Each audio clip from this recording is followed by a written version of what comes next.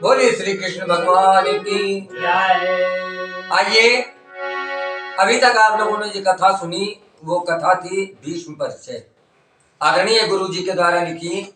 इस महाभारत की कथा से दूसरी कथा ला रहे हैं भीष्म प्रतिज्ञा की। देवव्रत ने भीष्म प्रतिज्ञा क्यों की कि उनका नाम ही भीष्म पड़ गया।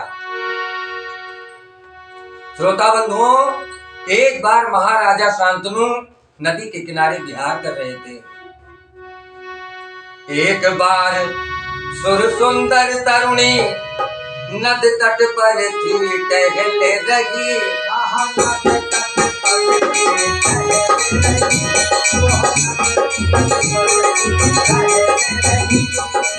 उसके तन पे रह कर थी गंध अलौकिक निकल रही।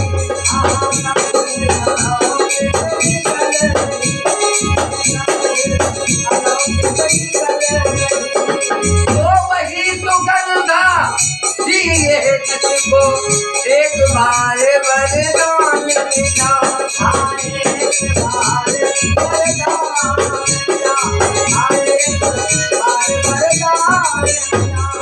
और सुधी पर आकर वर के कारण सने उसका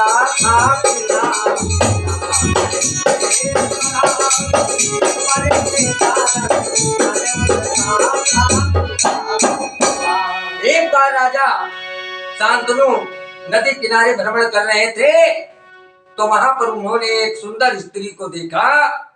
मित्रों बंधुओं, जो वहीं पर विहार कर रही थी और उसके शरीर से रोम रोम से अति सुंदर सुगंध बह रहा था। ये कौन थी और कहां से और कैसे इसके शरीर से सुगंध? मित्रों, राजा शांतनु ने जब उसको देखा, राजा शांतनु मुग्ध हुए जब महका पवन सुवसित था। महका पवन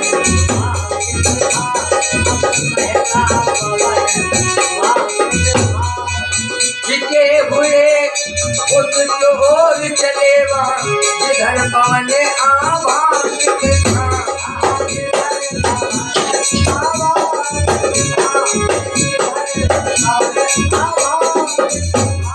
जो देखा एक वहाँ तरुणी जो मधुर मधुर मुस्काती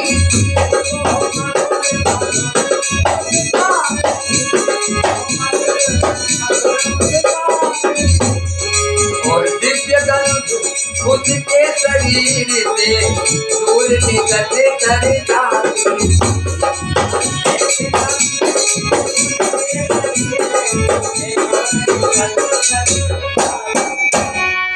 इस सुंदरी का नाम था मित्रों सत्यवती।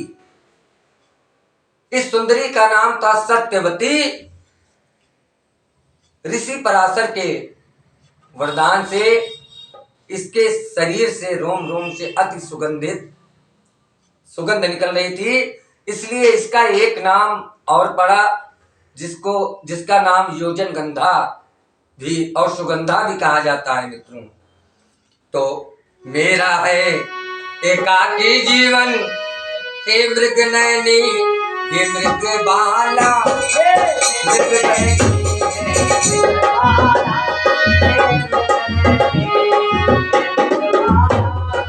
और बिना विचारे ही शांतनु ने प्रलय निवेदन कर डाला।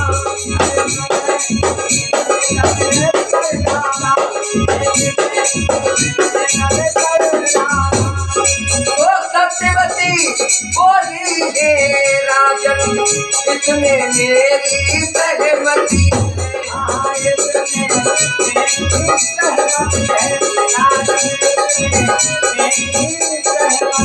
पर केवट राज पिता की मेरे मिल जाती अति अनुमति।